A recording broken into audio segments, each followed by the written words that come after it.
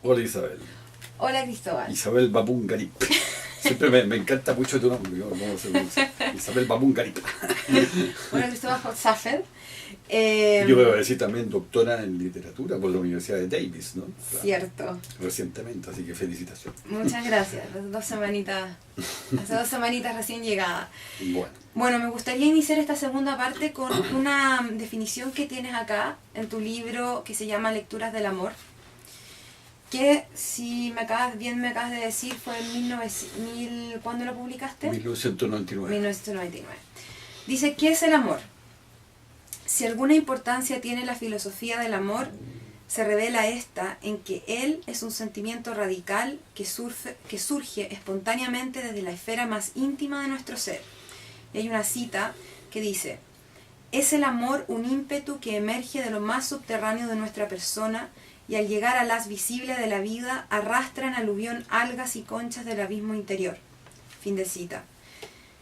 Y para terminar la idea, dice, podríamos decir que si hay alguna verdad en el amor, valiéndose de la concepción heideggeriana de la verdad, esta es la verdad del ser, vale decir, en lo relativo al amor de nuestro ser que se desoculta.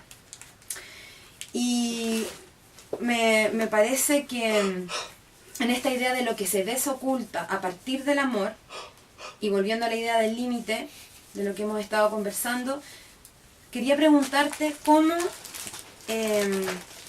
a partir de una emoción tan fuerte como el amor, la discusión se puede convertir en algo en donde el límite se transforma, viene a delimitar demasiado a las dos personas que están dialogando, en cuanto al argumento, pensando en el argumento. Claro.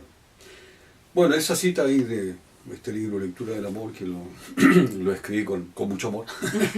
y en realidad, claro, lo escribí a partir de un quiebre amoroso, pero brutal, así está, pero hecho polvo, digamos, ¿no? Y simplemente para mí era la noche, en fin, ¿no? Claro, o sea, no había día, ¿no? Era todo noche, así, era oscuro, en fin, bueno. Tuve, la verdad, bien al borde del suicidio, incluso, ¿no? Pero en fin, bueno. Entonces, claro, mi manera de curarme fue leer sobre filosofía del amor. Claro, y me curé. Y en realidad ese libro tuvo un efecto curativo. El libro fue la culminación de la sanación, por decirlo así. Bueno.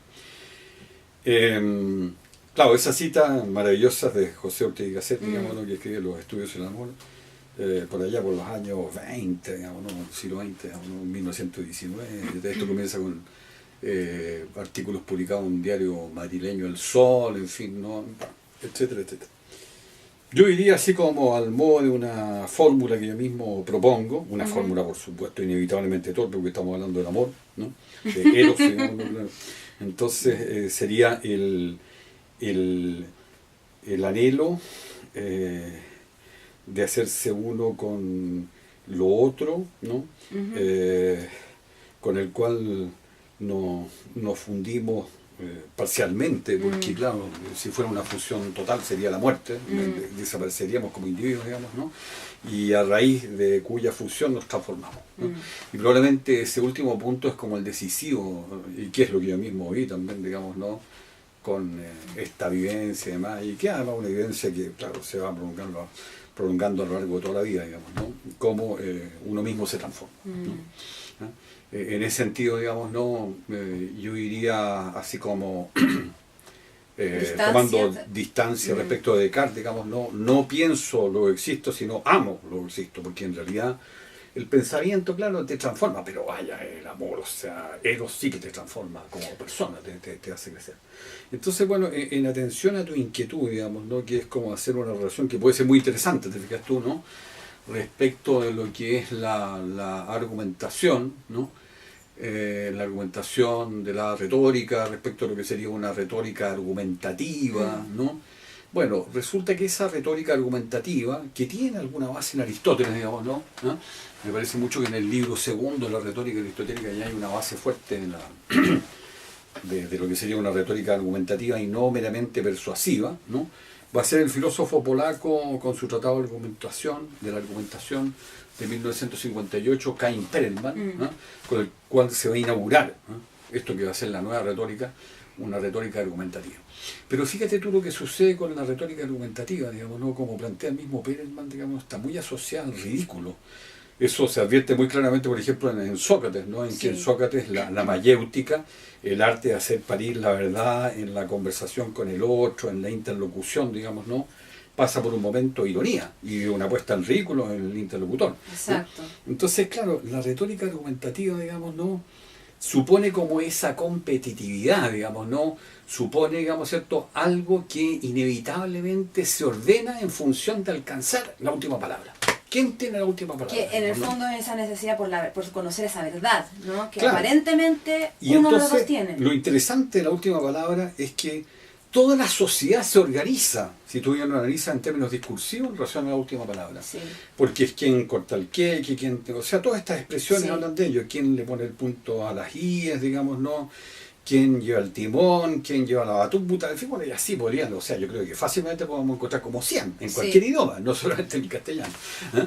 Entonces, claro, es aquí el juez, es allá el profesor, es allá el director, es allá el decano, es allá el presidente, es allá el rey, son jerarquías, es el papa, finalmente. te fijas tú, es el cardenal, en fin. O puede ser, digamos, no de pronto el conserje. Como no. Exacto. Te fijas tú, puede ser el chofer del camión, digamos, ¿no? Te fijas, ¿no? O simplemente el policía, digamos, ¿no? Que está ahí de punto, el carabinero de punto, digamos, ¿no? Entonces, claro, en cualquier orden de cosas, alguien tiene la última palabra, digamos, ¿no? ¿Y qué pasa ahí con la ONU? Entonces, ¿qué ocurre? Te fijas tú que, en atención a tu pregunta, ¿no? Sí. Lo que sería más afín, al amor y a lo erótico en el más amplio sentido es la conversación. Entonces a mí me interesa mucho ese contraste, te fijas tú, en que todo lo que se refiere a la conversación yo se lo debo a un autor que a ti te interesa mucho también, que es Barthes, Roland Barthes, ¿no? Y particularmente su libro maravilloso que escribe Fragmento de un discurso amoroso, ¿eh? En que la conversación, digamos, ¿no? Fíjate que yo llegaba a la conclusión así después de muchos años, digamos, ¿no? Después de toda una vida en realidad, digamos, ¿no? De que la amistad, te fijas tú, es conversación. La amistad es conversación. Eso es lo maravilloso de la amistad. Y por eso que la amistad tiene tal vez mucho más la posibilidad, digamos, ¿no? De extenderse por toda la vida que incluso el amor. Fíjate, exacto. ¿no? Porque las parejas se quiebran y claro, y siempre está la ilusión de que es para siempre, pero las amistades, vaya, las amistades son para toda la vida. ¿Pero por qué? Porque es una conversación que hasta la muerte, ¿cierto? Seguimos conversando. Pero ahí yo creo que es súper importante, tú lo hablas también en tu último libro sobre la argumentación, que hay un ejercicio de voluntad que se produce cuando dos personas quieren llegar a esa verdad final de la que tú estabas hablando antes, que quieren poner los puntos sobre las IES, o sea, esta como gran fila de jerarquías de quién tiene la razón. Pero en la amistad pareciera ser que la conversación no va necesariamente persiguiendo una voluntad que se quiere instalar por sobre la otra. Es simple, podría ser casi interminable, ¿cierto? Y lo hablábamos también en otro momento nosotros en relación a como cuando uno camina con alguien, o sea, estos como paseos a través de ideas, desarrollando, bueno, haciendo un intercambio de experiencias. Entonces, ese pareciera ser también un arte en donde en sí mismo y los filósofos, los sofistas, ¿no? Claro. Basaban en la conversación grandes temas sin necesariamente llegar a una conclusión, por ejemplo. Claro, lo que tú recordabas de Lupe Santa Cruz, con la cual tú tuviste mucha relación, la poetisa, que fue muy amiga, o sea, fue pareja, Enrique Lin, entonces salían a conversar. Enrique Lin también tenía esa cosa con, ¿cómo se llama? El radicado en Francia, digamos, ¿no?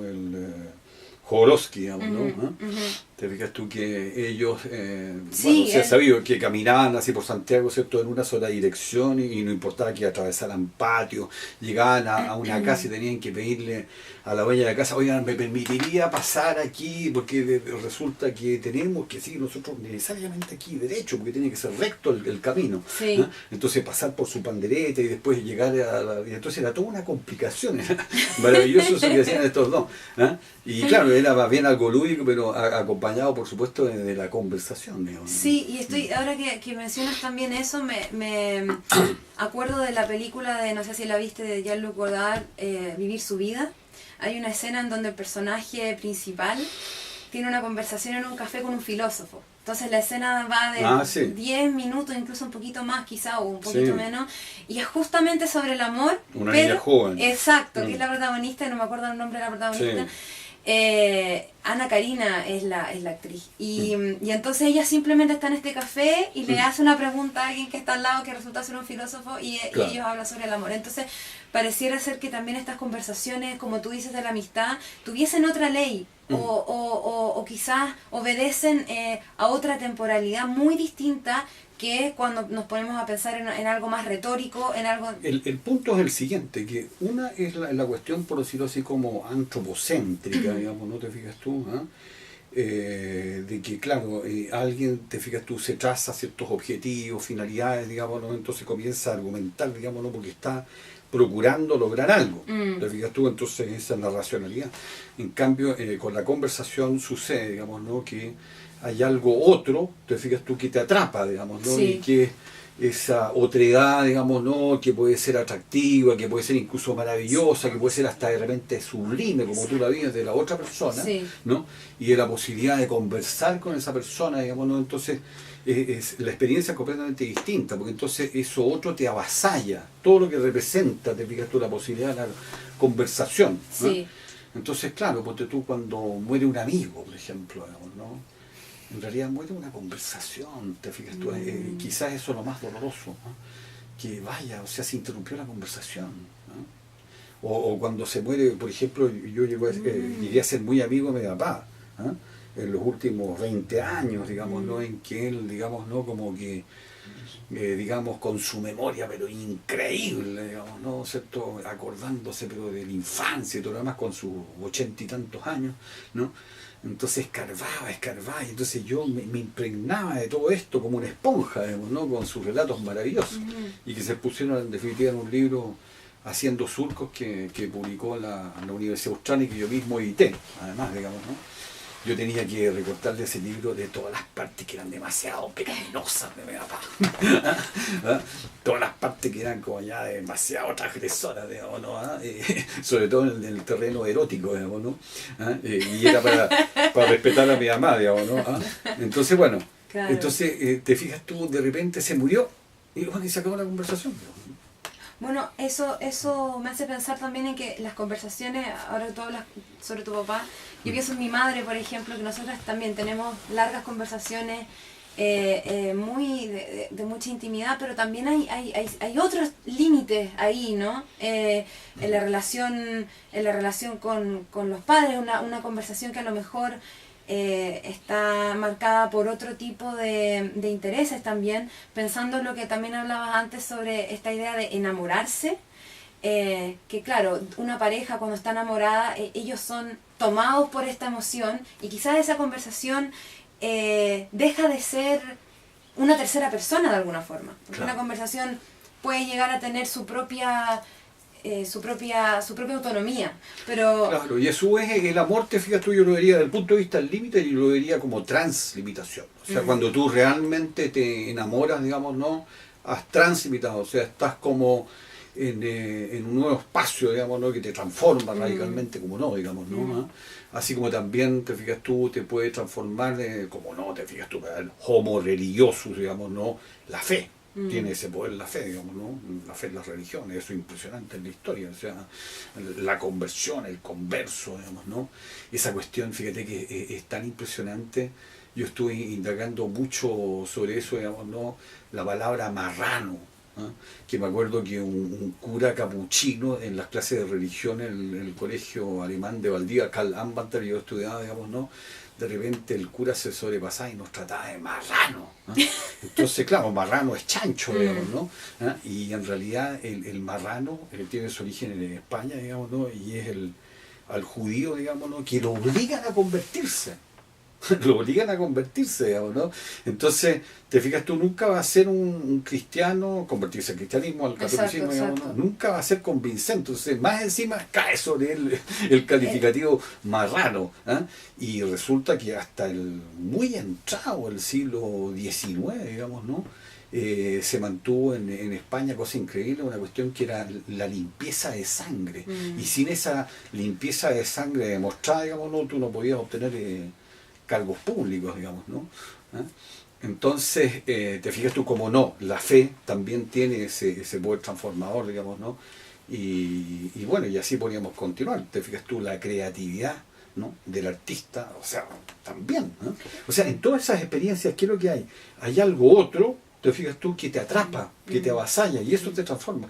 Las transformaciones más radicales del ser humano, por supuesto que no pueden venir desde sí mismo, ¿eh? Desde un ser humano que se está construyendo, digamos, no, las transformaciones más radicales vienen de la relación que tiene el ser humano en definitiva con el mundo, con el universo, con el ser, digamos, ¿no?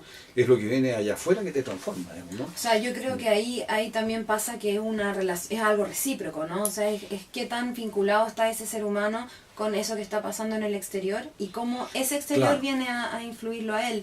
Claro, y entonces para mí, fíjate, todo lo que es, te fijas tú, la transgresión de límites, digamos, ¿no?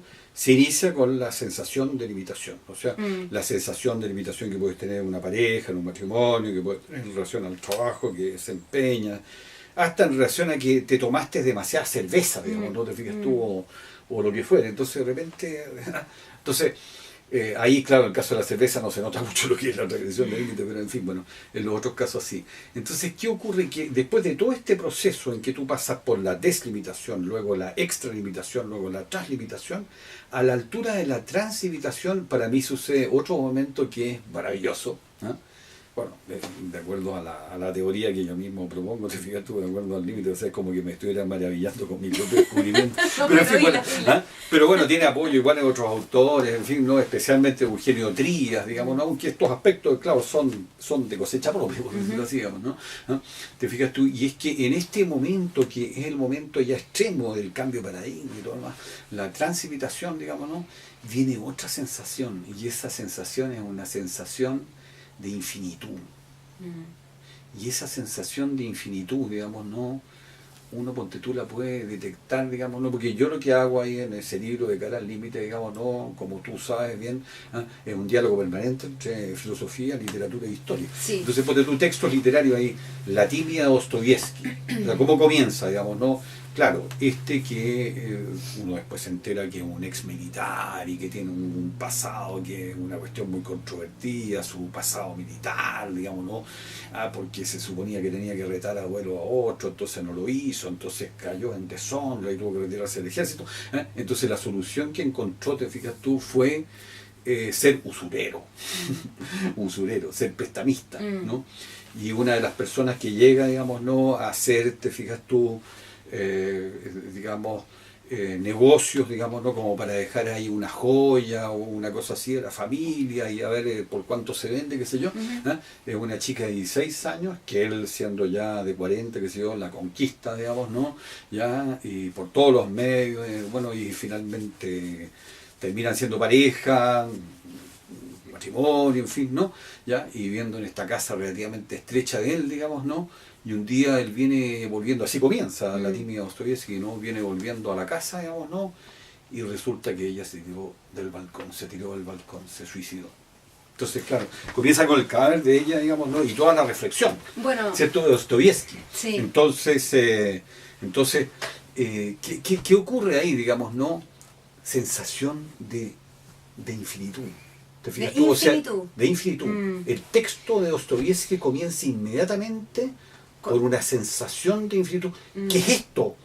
Entonces, claro, todo lo que sigue a continuación es un cuestionamiento muy racional de él, digamos, ¿no? Como para intentar explicar por qué llegamos a esta conclusión. Exactamente.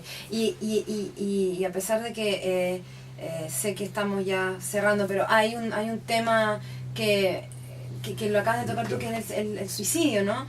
Te lo comentaba antes, Karl Marx tiene este tratado, no sé si es un tratado, pero él escribe sobre el suicidio en el año 1800, en base a otro texto que va del año 1800 o algo, 1840 y tanto, en relación a Francia, y hace un pequeño catastro en relación a la cantidad de suicidios, las razones, etcétera, y el mayor número de suicidios en ese momento eran mujeres, a causa de pasiones relacionadas con el amor, pero pareciera ser que aún cientos de años después esa pregunta todavía está Claro. O sea, Bueno, el tema del suicidio, ¿cierto? Es otra cosa, digamos, ¿no? Que, bueno, deberíamos reservarla para otro para una momento. tercera parte. Yo iría únicamente, fíjate, con uno de los más grandes pensadores del suicidio, que para mí es el psiquiatra filósofo Karl Jaspers, digamos, ¿no? Ujú. Que siempre, digamos, ¿no? Aquí hay la incógnita de quién se suicidó. ¿Ah? Si un yo cuerpo, si un yo rol, si un yo logro, ¿ah? Si un yo incluso recuerdo, un yo carácter, o el yo mismo se suicidó.